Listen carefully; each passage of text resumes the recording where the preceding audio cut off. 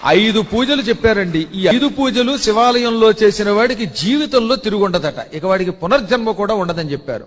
అందులో మొట్టమొదటిది ఆవాహన.